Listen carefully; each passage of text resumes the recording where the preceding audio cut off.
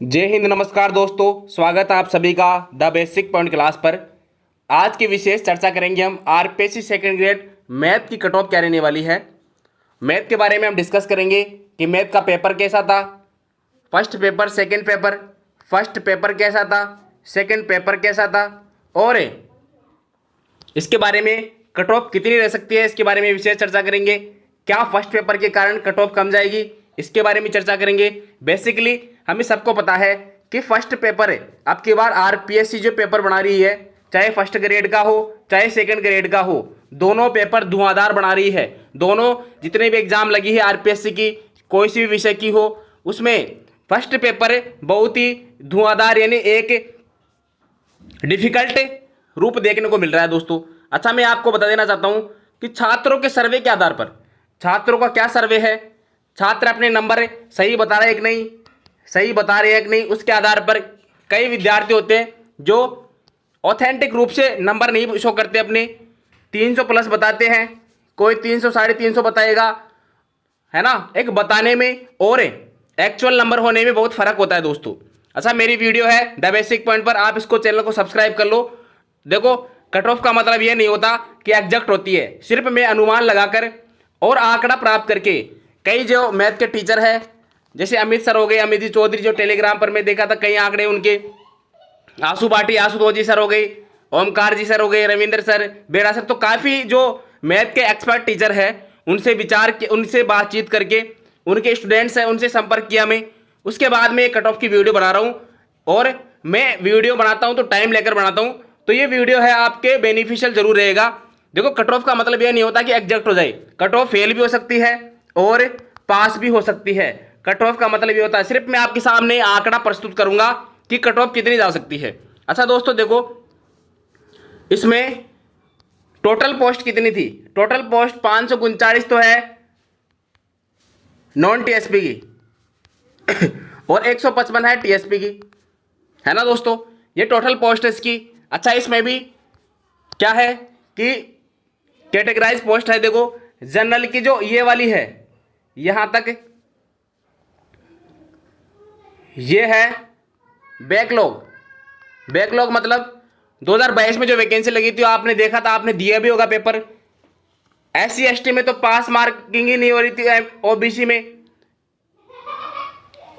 काफी पोस्ट खाली गई थी। पेपर का लेवल ऐसा था, आपकी मैथ वाली जो सब्जेक्ट थी उसमें इतनी कैलकुलेटिव मैथ थी, इतनी ज्यादा हार्ड क्वेश्चन पूछे गए थे कि पेपर ही पास नहीं हो रहा था, और काफी कैटेगरीज में पोस्ट खाली हो गई थी। तो ये बैकलॉग की जो पद है, बैकलॉग में देखो जनरल में कुछ नहीं थे, लेकिन ओबीसी में 53, एससी में 150, एसटी में 142, एमबीसी में 52, ईडब्ल्यूएस में कुछ भी नहीं थे। और ये तो थे बैकलॉग के 56 अब की बार नहीं है जनरल। अब की बार की वाली पोस्ट में अब वैकेंसी है 2025 वाली, इसमें जनरल के 56 है, ओबीसी के 27 है, एससी के 23, एसटी के 15, एमबीसी के 6 पोस्ट है और ईडब्ल्यूएस के 15 पोस्ट है। अच्छा, टोटल पोस्ट देखो, इसमें जनरल की टोटल हो गई 56, ओबीसी हो गई 80, एससी की 173, एसटी की 157, एमबीसी की 58, ईडब्ल्यूएस की 15।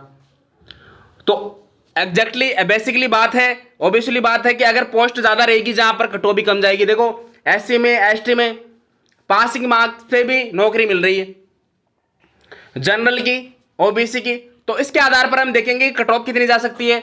उससे पहले मैं बताना चाहता हूं कि संस्कृत की वाली डिपार्टमेंट की जो आपकी मैथ की लगी थी,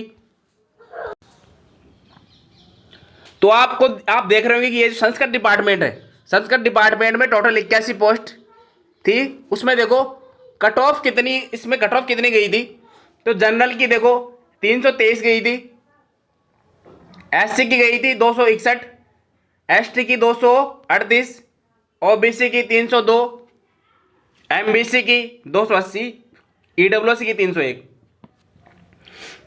तो ये कट ऑफ रही थी संस्कृत डिपार्टमेंट की। कट ऑफ इतनी ज्यादा नहीं गई थी उस टाइम में, देखो 300 गई थी जनरल की, पोस्ट कम थी, इसके कारण कट ऑफ ज्यादा चली गई।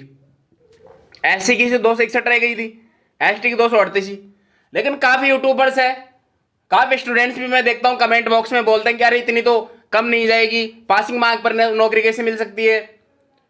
तो बच्चों आप ये सबूत देख सकते हो कि 81 कट ऑफ पर, 81 पोस्ट पर इतनी कम कट ऑफ जा रही है SC ST OBC कैटेगरी में। तो देखो अब इसकी कट ऑफ कितनी जा सकती है, तो मैं आपको एक चीज बता देता हूं। देखो कट ऑफ सिर्फ अनुमानित है, एग्जैक्ट कट ऑफ नहीं है। आपको अच्छी लगती है तो भी ठीक है, अच्छी नहीं लगती है तो भी ठीक है भाई। सिर्फ आंकड़ा प्रस्तुत कर रहा हूं मैं। काफी बच्चों से संपर्क किया मैं, मैथ के जो स्टूडेंट्स थे, काफी दोस्त है मेरे जो PhD कर रहे हैं मैथ से, उनसे संपर्क किया। उसके बाद में मैं एनालिसिस कर रहा हूं कट ऑफ का।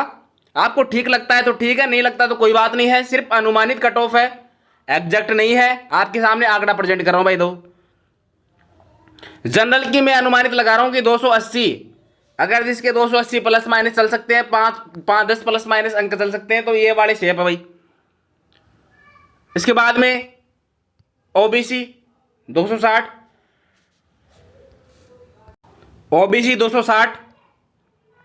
अच्छा दोस्तों मैं आपको बता देना चाहता हूं, देखो पहली बात, इसमें फर्स्ट पेपर और सेकंड पेपर दो लगते हैं, केवल मैथ ही नहीं लगती।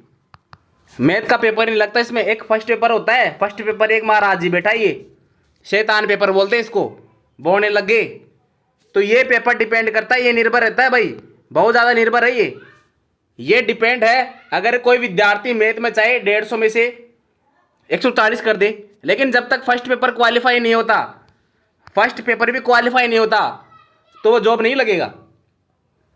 आपने खुद देखा होगा फर्स्ट पेपर को, अरे भाई साहब पेपर को पास करना मुश्किल हो रहा है। तो ये चीज हो रही है, काफी स्टूडेंट्स में मिला हो, ऐसी कोई बात नहीं है।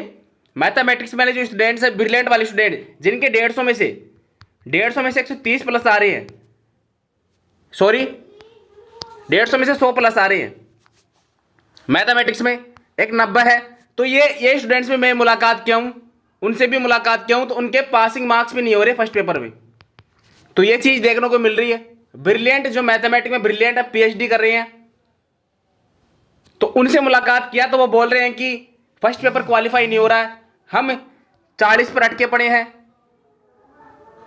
कोई 41 बताता है, 100 में से मेरे 41 है, कोई 39 बताता है, तो बाउंड्री पर लटके हुए हैं सारे की सारी। तो इसकी कट ऑफ देखो मेरे अनुसार इतनी जा सकती है भाई, बाकी आपकी इच्छा है। देखो भाई, बाकी कमेंट बॉक्स में आप बताओ आपके फर्स्ट पेपर में कितने बन रहे हैं, सेकंड पेपर में कितने बन रहे हैं, ये कमेंट बॉक्स में बताओ आप। EWS की मैं 260 अनुमानित कर रहा हूं। अच्छा इसके बाद में MBC की 230 प्लस माइनस आप कर सकते हो। फिर है SC ST की पासिंग मार्क्स है, जिसके भी पासिंग मार्क्स है भाई साहब, जो 35% आ रहे हैं वो क्वालिफाई कर जाएगा, नौकरी लग जाएगा। पहली बात तो आपके फर्स्ट पेपर में, दोनों पेपर में 35% होने चाहिए, दोनों पेपर में अलग अलग। फर्स्ट पेपर में भी 35% SC ST की बात कर रहा हूं, और सेकंड पेपर भी 35% होने ही चाहिए। अगर आपके 35% नहीं बनते हैं किसी भी पेपर में, तो आप का उसमें प्रोविजनल में नाम नहीं आएगा, ये ध्यान रखना। तो SC ST में देखो आपके काफी स्टूडेंट SC ST के भी मिले मुझे, जिनके सेकंड पेपर में नंबर ठीक नहीं है, लेकिन फर्स्ट पेपर में नंबर ठीक है। और काफी स्टूडेंट ऐसे भी जिनके सेकंड पेपर में 90-80 आ रहे हैं, लेकिन फर्स्ट पेपर उनके क्वालिफाई नहीं है। किसी के 33 आ रहे, किसी के 34, किसी के 30, किसी के 35 आ रहे, किनारे पर है। तो यहां पर देखो मैं अगर बोलता हूं तो देखो SC ST में जो भी पासिंग मार्क्स है वो जॉब ले लेगा भाई। तुम्हारे SC ST के जो बैकलॉग पद है बहुत ज्यादा है, आपको घबराने की आवश्यकता नहीं है। और आप सभी को बता देना चाहता हूं कि अगर आपके नंबर, देखो पहली बात तो ये देखो भाई, आप मेरे छोटे भाई, बड़े भाई बहनों, बड़े भाई हो मान लो, तो आपको पहली बात तो आप किसी भी कैटेगरी से हो, अगर आपका सिलेक्शन हो रहा है नहीं हो रहा है, चाहे आपके 300 प्लस नंबर हो, आपको तैयारी फिर से करनी चाहिए, आपको तैयारी लगातार जारी रखनी चाहिए भाई। जब तक आपकी ज्वाइनिंग नहीं आ जाती, ज्वाइनिंग क्या, मैं से तो बोलता हूं कि अब तो देखिए SI भर्ती को देखते हुए, जैसे SI भर्ती है वो ज्वाइनिंग करे को हटा रही है, तो वैसे ही आपको जब तक आपका प्रोविजन पीरियड खत्म नहीं होता तब तक आपकी तैयारी करनी चाहिए।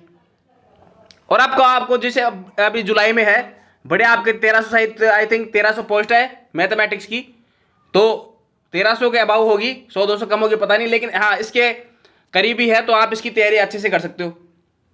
तैयारी लगातार रखो, इसी के साथ में हमसे जुड़े रहो। बेसिक पॉइंट क्लास को सब्सक्राइब कर लो। धन्यवाद दोस्तों।